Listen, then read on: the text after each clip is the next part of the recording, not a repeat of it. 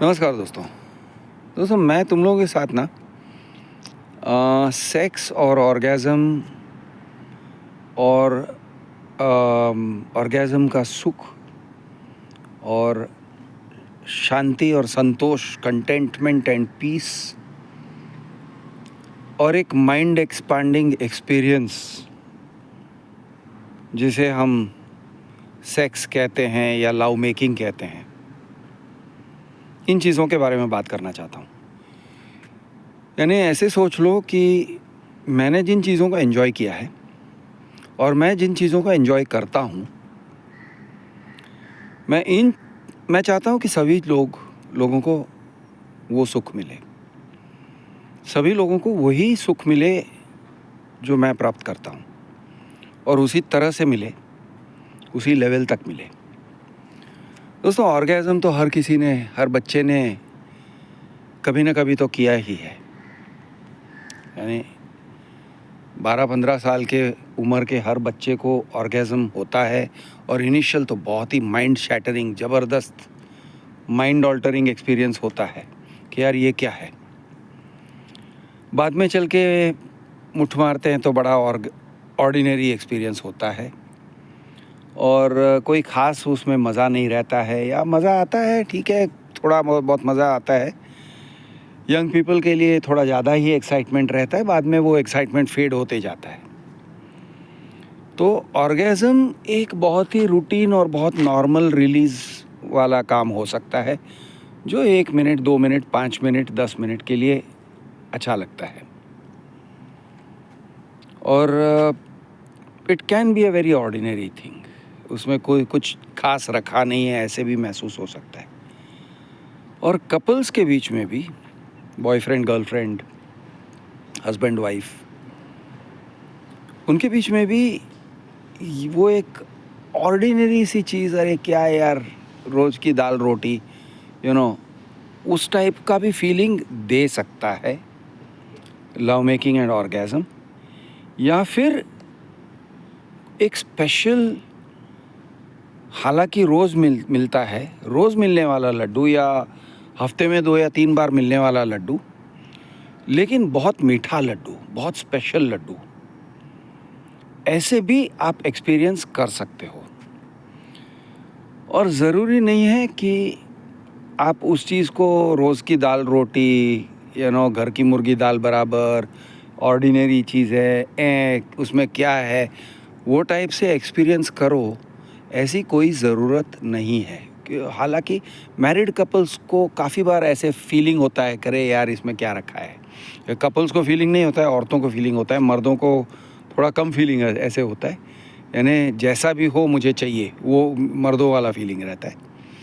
औरतों को कभी फीलिंग होता है, अरे यार यहाँ पे कुछ मज़ा नहीं आ रहा है, कुछ खास नहीं हो रहा है, this kind of thing.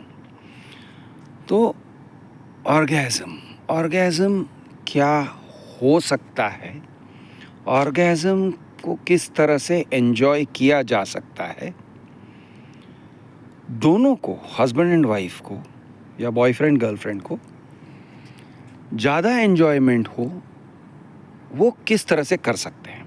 How can it be done so that both of you will enjoy. तो चलिए शुरू करते हैं।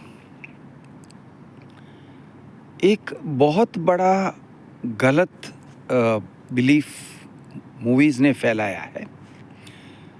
मूवीज़ में अगर वो संभोग दिखाते हैं ना, लव मेकिंग, तो इस तरह से दिखाते हैं कि दोनों ऊ आ कर रहे हैं और दोनों को साइमल्टेनियसली क्लाइमैक्स होता है, और फिर हा करके वो द गाय वो अपने यानी सो जाता है, लेट जाता है, और फिर दोनों सिगरेट लाइट अप करते हैं और कहते हैं was it good, that was incredible, it was marvellous. ये टाइप का, हॉलीवुड में तो हम ये टाइप का सब देखते हैं कि दोनों ने ऊ आ किया एंड दोनों को साइमल्टेनियस क्लाइमैक्स हुआ।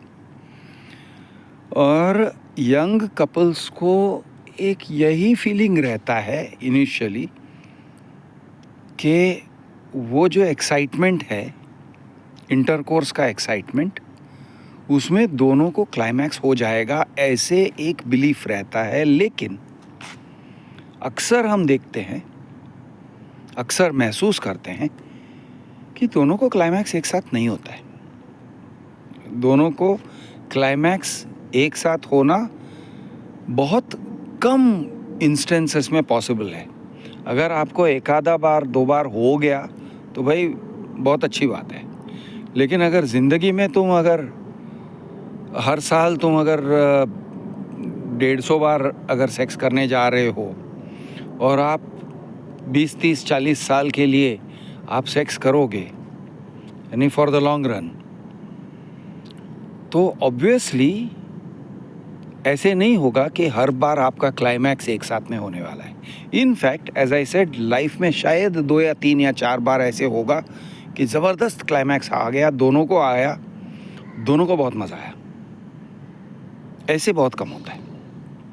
होता क्या है कि या तो मर्द को क्लाइमैक्स आ जाएगा और फिर अगर वो रुक जाता है तो फिर औरत को क्लाइमैक्स करवाना पड़ेगा। करवा सकते हो, हाथ से मुंह से करवा सकते हो, लेकिन वो करवाना पड़ेगा, या फिर वो अपने आप को करवा लेगी। But most of the time औरतें अपने आप को फिनिश ऑफ नहीं करती हैं, मर्द अपने आप को फिनिश कर लेते हैं। औरतें अपने आप को finish most of the time I think नहीं करते, तो उनको फिनिश लाइन तक लेके जाना पड़ता है और वो जिम्मेदारी तुम्हारी हो जाती है लड़के की। अब अगर तुम्हारा ऑर्गेज़म हो गया है, यानी लड़के का ऑर्गेज़म हो गया है और उसके ऊपर एक जिम्मेदारी का बोझ है या भार है, यार मेरे पार्टनर का ऑर्गेज़म नहीं हुआ है तो उसे कैसे मैं करवाऊँ या करवा दूँ पहले, तो इसमें प्रॉब्लम ये होता है कि वो अपने खुद के ऑर्गेज़म को एंजॉय नहीं कर सकेगा। ओके, एंजॉय करेगा, ऑर्गेज़म आएगा, लेकिन उसके बाद जो वो रिलैक्स होना चाहता है, वो सो जाना चाहता है या थोड़ी देर के लिए वो एकदम स्थिर हो जाना चाहता है, वो नहीं कर पाएगा। Same thing goes for women. अगर औरत का ऑर्गेज़म आ गया, ज़बरदस्त ऑर्गेज़म आ गया और मर्द का नहीं आया, for what ever reason, multiple reasons हैं। फॉर एग्ज़ाम्पल, फोरप्ले से ऑर्गेज़म करवा दिया तो औरत को ऑर्गेज़म हो गया फोरप्ले से, हाथ से, मुंह से, ओके, ऑर्गेज़म हो गया। अब उसके ऊपर एक जिम्मेदारी डालते हो तुम, लड़का एक जिम्मेदारी डालता है कि अरे यार तेरा ऑर्गेज़म हो गया, मेरा नहीं हुआ। तो क्या होता है ना, वो जिम्मेदारी का जो एहसास होता है कि अरे यार ऑब्लिगेशन, ओके, ऑब्लिगेशन कि उसने मुझे प्लेजर किया, मैं उसको प्लेजर करूँगी और मुझे अभी उसको प्लेजर करना चाहिए, नहीं तो वो अधूरा उसका प्लेजर अधूरा रह जाएगा। और वो अगर मुठ मारता है तो वो मार लेगा, लेकिन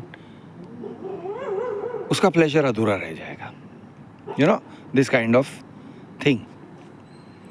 तो एक टाइप की जिम्मेदारी है, एक टाइप का ऑब्लिगेशन आ जाता है। तो दोनों अगर साइमल्टेनियसली नहीं कर पाते हैं, so that is one thing. Same moment में नहीं होता है, that is one thing. Same moment ना सही, लेकिन 10-15 मिनट का फासले में करने के लिए भी उनको बहुत मेहनत करना पड़ता है। इट हैज़ टू बी, अब मेहनत एक आधा बार कर लोगे, 2 बार कर लोगे, 10 बार कर लोगे, शायद शादी के बाद पहले 3 महीने में कर लोगे, लेकिन कभी ना कभी तो आप ऊबने लगोगे, ओके। और अगर नहीं ऊबते हो तो भाई कॉन्ग्रेचुलेशंस कि आप उस चीज़ को ओवरकम कर सकते हो और both of you will have an orgasm, और फिर भी आपको यानी ये बोरिंग नहीं हो रहा है। Wonderful, wonderful, absolutely great, fantastic, congratulations. लेकिन मेरा मानना है कि यहाँ पर ये जो एहसास होता है ना कि यार आई हैड द ऑर्गेज़म, उसको ऑर्गेज़म नहीं हुआ, अब मैं उसे करवा दूँ, तो ये जो एक ऑब्लिगेशन रहता है,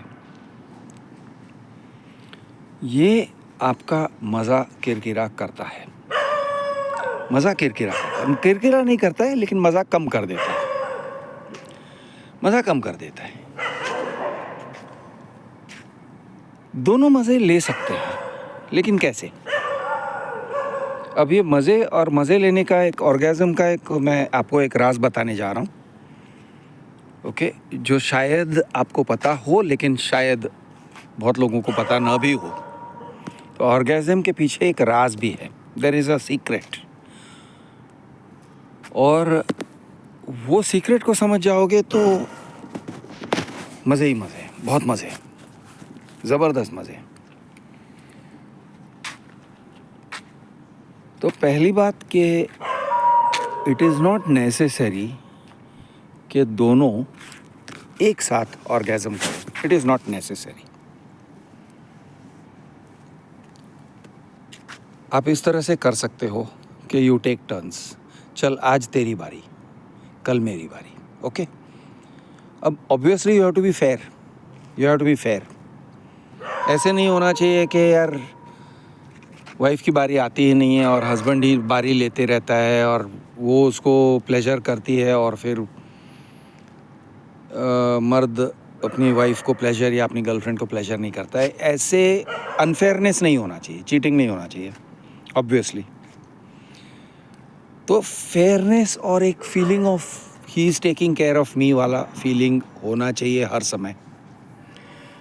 और it can B other way round also, कि कभी कभी औरतें फ़ायदा लेती हैं हर बार जिम्मेदारी लड़के की और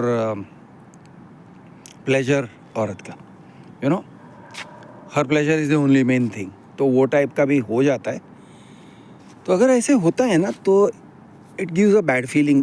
पहले शायद नहीं आएगा, इनिशियली नहीं आएगा, लेकिन बाद में कभी ना कभी तो एक फीलिंग आने लगेगा, बैड फीलिंग आने लगेगा कि शिट यार, इसमें मेरे लिए कम है और उसके लिए ज़्यादा है, यहाँ पे मज़ा नहीं आ रहा है, एक ओवरऑल फीलिंग, एक फेयरनेस का फीलिंग नहीं हो रहा है। तो फेयरनेस का फीलिंग होना चाहिए, प्लस ये फीलिंग होना चाहिए कि ही केयर्स फॉर मी, और मर्द को ये फीलिंग होना चाहिए शी केयर्स फॉर मी। ऐसे नहीं होता है she cares for her self and I care for my self, ये नहीं, she cares for me, I care for her, ये वाला फीलिंग होना ज़रूरी है। इट इज़, शादी में या कोई भी रिलेशनशिप में ये वाला फीलिंग होना चाहिए कि हम सेल्फिश नहीं हैं। सेक्सुअल सेंस में भी सेल्फिश नहीं है, हर किसी सेंस में भी सेल्फिश नहीं है। मैं चाहता हूँ कि उसको मज़ा आए, मैं चाहता हूँ कि वो उसको अप्रिसिएशन भी मिले, मैं चाहता हूँ कि उसको अच्छा लगे, और उसने मेरे लिए कुछ किया तो मैं उसको अप्रिशिएट भी करूँ कि उसको अच्छा, मुझे अच्छा लगा, मुझे तुमने जो किया उससे मुझे अच्छा लगा, ये अप्रिसिएशन भी मिलना चाहिए, अप्रिसिएशन भी देना चाहिए, फीडबैक भी देना चाहिए कि यार इसके बदले में वो करोगे तो ज़्यादा मज़ा आएगा, ऐसे नहीं वैसे करोगे तो ज़्यादा मज़ा आएगा। तो ये तो है, ये सब है, ये सब होना चाहिए। लेकिन इसके अलावा इम्पॉर्टेंट थिंग ये है कि दोनों को एक साथ एक ही दिन में ऑर्गेज़म हो, ये भी ज़रूरी नहीं है, ये भी ज़रूरी नहीं है। और इस तरह से आप कर सकते हो कि चल आज तेरी बारी और कल मेरी बारी, या कल नहीं परसों मेरी बारी, ये जो भी है, व्हाटएवर आपका जो शेड्यूल है, जैसा शेड्यूल है। अब ये आज मेरी बारी कल तेरी बारी कैसे और क्यों और किस लिए, और वो इसलिए क्योंकि ऑर्गेज़म जो होता है ना, अब ये मैं राज की बात कहने जा रहा हूँ। ऑर्गेज़म जो होता है, ऑर्गेज़म को आप बहुत लंबे समय के लिए एंजॉय कर सकते हो। वो चीज़ ऐसी है, it can be a mind altering या spiritual experience, it can be, लेकिन उसके लिए आपको एक तरीके से एंजॉय करना है। यू हैव टू थोड़ा सा वो इट्स थोड़ा सा एक हैबिट फॉर्म करना है, और वो हैबिट ये है, आपको जब ऑर्गेज़म होता है, ओके, उसके बाद वो जो रिलैक्सेशन का मोमेंट है, वो मूड है, वो फील है, आपके दिमाग के अंदर रॉकेट फूट रहे हैं, आपके दिमाग के अंदर सितारे बरस रहे हैं, स्टार बर्स्ट हो रहा है, ओके, या जो भी शहनाइयाँ बज रही है या हवाएं ठंडी हवाएं झूम रहे हैं वगैरह वगैरह, जो भी whatever that feeling is, there is a feeling, एक प्लेजर है। उस प्लेजर को आप एक लंबे समय के लिए एंजॉय कर सकते हो। जस्ट लाई डाउन, स्थिर रहो, मेन थिंग स्थिर रहो, lie down. There is no, यानी ज़्यादा कुछ कहने की ज़रूरत नहीं है, जस्ट लाई डाउन, स्थिर रहो। और आपका जो ब्रीदिंग का पैटर्न है आपको खुद एक मिल जाएगा। There is a certain pattern of breathing, almost shallow breathing रहता है, बहुत ही शैलो ब्रीदिंग रहता है, एक अलग ही ब्रीदिंग का पैटर्न रहता है। करीब करीब मैं उसको शैलो ब्रीदिंग ही कहूँगा, but it's very difficult to generalise. लेकिन एक ब्रीदिंग का पैटर्न है जो अलग है। जैसे नींद में देखोगे कि लोग अलग तरीके से सांस लेते हैं, उसी तरह से ऑर्गेज़म के बाद आपका सांस लेना थोड़े समय के लिए एक अलग रिदम रहता है, और आप उस रिदम को सरलता के साथ अगर पकड़ लेते हो और उसी रिदम को बनाए रखते हो, और आपके ब्रेन के अंदर एक तरह की लहरें चलती हैं, वेव्स, जो एक्चुअल में वेव्स चलते होंगे। एक्चुअल में ईसीजी अगर करेंगे, ये ईसीजी या क्या बोलते हैं, ईसीजी ही कहते हैं ना, दिमाग में जो करते हैं, नहीं, इलेक्ट्रोकार्डियोग्राम, ईईजी कहते हैं, इलेक्ट्रोएन्सेफेलोग्राम। तो आपके दिमाग में आपके ब्रेन के वेव्स अगर पढ़ेंगे, देखेंगे, तो वो जो अल्फ़ा वेव्स, बीटा वेव्स, ये सब जो कहते हैं, थीटा जो भी कहते हैं, कुछ तो वेव्स अलग ही रहते हैं थोड़े समय के लिए, अगर आप इमीडिएटली रिटर्न टू रियलिटी नहीं करते हो। और ये जो है, ये मुठ मारने में नहीं होगा। ये होगा अगर आपको एक बिल्डअप मिला है जो शायद 10-15 मिनट का हो या आधे घंटे का हो। For example with a good blow job, या for example with good foreplay in the case of women. तो अच्छे फोर प्ले के साथ अगर आपने 10-15 मिनट, 20 मिनट, आधा घंटा फोर प्ले किया है, and she has come to orgasm, और वो ऑर्गेज़म के बाद में शायद नींद आ जाएगी या शायद नींद न भी आए, लेकिन वो जो फीलिंग रहता है, और अगर नींद आ जाती है तो वो जो नींद रहता है वो इतना ज़बरदस्त गहरा रहता है। It is so enjoyable, it is such a long sleep. और लॉन्ग मतलब it doesn't have to be 2 घंटे 3 घंटे की भी नींद की ज़रूरत नहीं है, नींद तो आधे घंटे की हो सकती है। लेकिन आपको ऐसे लगेगा, वो गाना है ना, मैं एक पल में सदियाँ जी आया, वो वाला फीलिंग आ जाता है कि यार मैं एक आधे घंटे में मैं एक लाइफ टाइम बिता कर आया हूँ, एक पल में सदियाँ जी आया, I lived an era in a moment, उस टाइप से। तो बड़ा अजीब और लेकिन बड़ा बहुत सुखमय, शांतिमय फीलिंग है। It is almost like a drug experience. मैं कहता हूँ ड्रग एक्सपीरियंस से हम ये इसी फीलिंग को कैप्चर करने को कोशिश करते रहते हैं लोग। बहुत शांति का फीलिंग होता है, बहुत कंटेंटमेंट का फीलिंग होता है। ऐसे लगता है कि बस हो गया यार, मुझे ज़िंदगी से और कुछ नहीं चाहिए। जो भी मुझे हासिल करना था मैं हासिल कर चुका हूँ, जो भी मुझे चाहिए था मुझे मिल गया। या फिर इस तरह का भी फीलिंग आता है कि मैं अपने बदन को छोड़ के कहीं आकाश में उड़ रहा हूँ या कहीं दरिया में तैर रहा हूँ, लहरों का फीलिंग होता है। It's a beautiful feeling, it's a beautiful wonderful feeling. या सोलर सिस्टम में मैं उड़ रहा हूँ बदन को छोड़ के, इट्स अ ब्यूटीफुल फीलिंग। मैं डिस्क्राइब करने की कोशिश कर रहा हूँ। बाय द वे, यही फीलिंग को हम मेडिटेशन से भी कैप्चर करने की कोशिश करते हैं, इसी फीलिंग को, जहाँ पर आप सो भी नहीं रहे हो, you are not asleep, you are awake. लेकिन ये एक बड़ा अजीब अलग टाइप का वेकफुलनेस है, जहाँ पर आप अपने दिमाग के, अपने ब्रेन वेव्स को ऑलमोस्ट वॉच कर सकते हो। आप जानते हो कि आप जाग रहे हो, आप सोए नहीं हो, लेकिन एक वॉचफुलनेस का एहसास है और इतनी शांति है। अब शांत करने के लिए अपने मन को शांत करना पड़ता है। फ्रैंकली ऑटोमेटिकली तो नहीं होता है कुछ भी। एक आदत डालनी पड़ती है कि मेरे लाइफ में जो भी प्रॉब्लम्स हैं मैं उसके बारे में नहीं सोचूंगा। मेरे नॉर्मल वर्किंग के बारे में, मेरे जो भी है स्मॉल, जिन चीज़ों से वो मोमेंट ख़राब हो सकता है, उन चीज़ों के बारे में मैं नहीं सोचूंगा। मेरे लाइफ के डे टू डे रियलिटीज़ के बारे में मैं नहीं सोचूंगा। मैं इस पल में जीऊँगा। मैं सिर्फ इस पल में, दिस एग्जैक्ट मोमेंट को मैं एंजॉय करना चाहता हूँ, यू नो।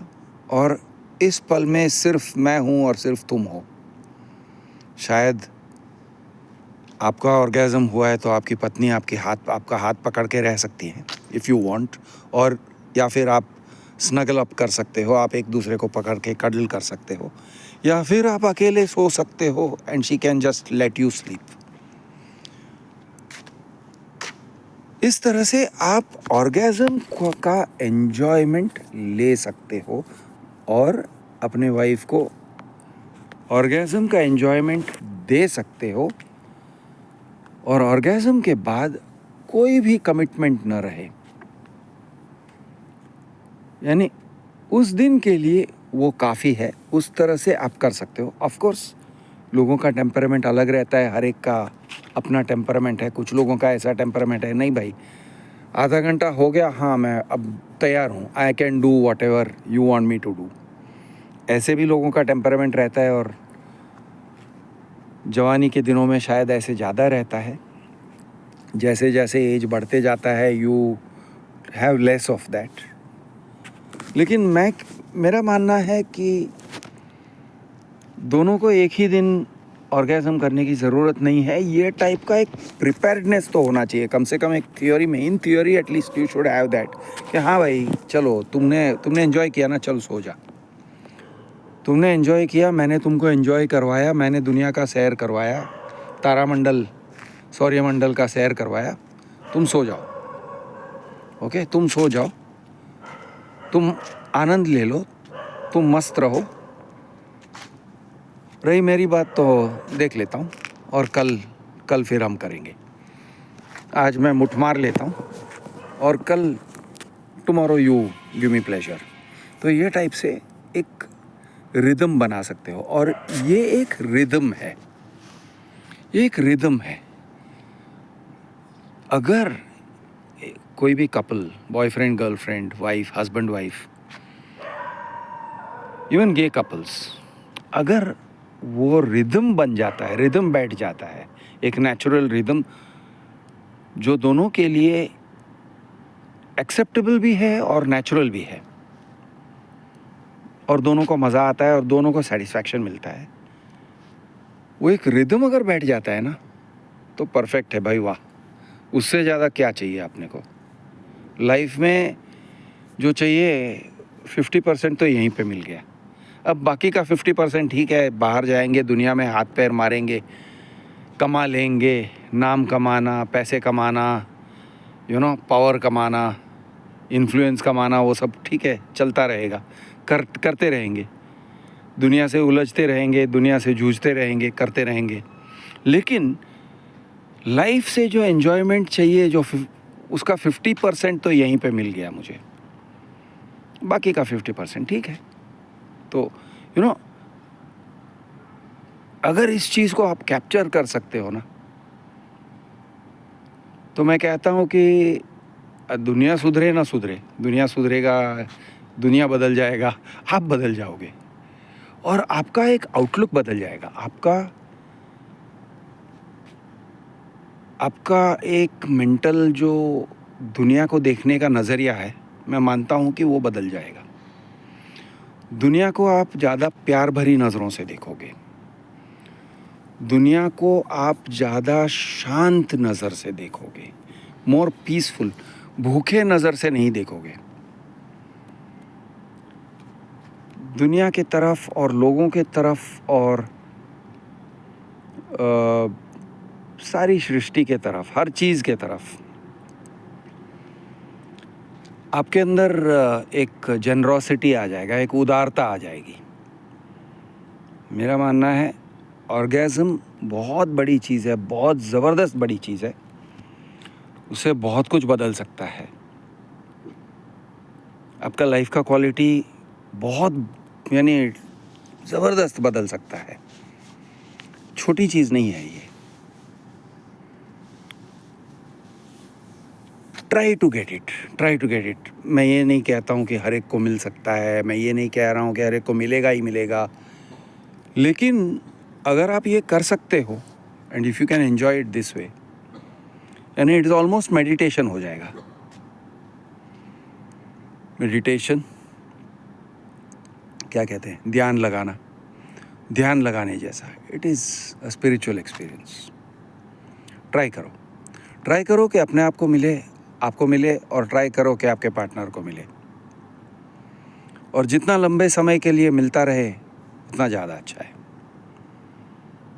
1 साल 2 साल की पार्टनरशिप है तो चलो 1 साल 2 साल ही सही, और 10 20 30 40 साल का पार्टनरशिप है तो भाई क्या कहना, बहुत बढ़िया है ना। चलो, आई होप आप लोगों को ये मैंने जो कहा थोड़ा अच्छा लगेगा, और थोड़ा सही लगेगा, और थोड़ा आपको यूज़फुल लगेगा। और क्योंकि इन चीज़ों के बारे में लोग बात करते नहीं हैं।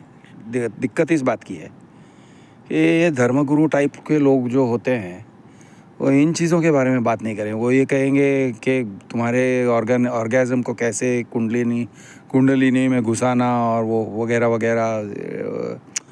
ऑल दैट इज़, मैं नहीं मानता हूँ। मुझे नहीं लग रहा है कि उसमें बहुत कुछ रखा हुआ है।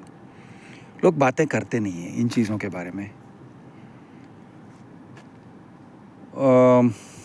चलिए, आज के लिए इतना ही। I hope this was useful. I hope किसी न किसी के लिए ये जो है मैंने जो कहा वो यूज़फुल रहेगा, कपल्स के लिए यूज़फुल रहेगा, या एज एन इंडिविजुअल आपके लिए यूज़फुल रहेगा, कुछ समझने में काम आएगा। ओके, चलो, good night, have a good life, enjoy your life.